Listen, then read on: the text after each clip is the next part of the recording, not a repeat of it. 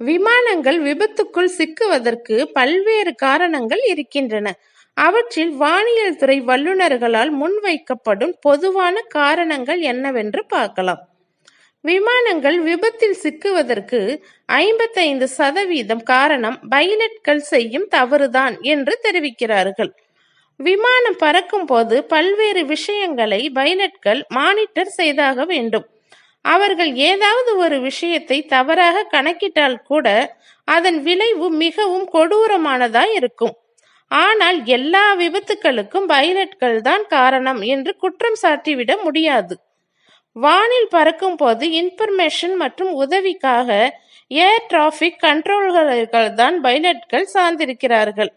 ஏர் traffic கண்ட்ரோலர்கள் ஒரே நேரத்தில் பல்வேறு விமானங்களை ஒருங்கிணைக்கும் பணிகளை செய்து வருகின்றனர்.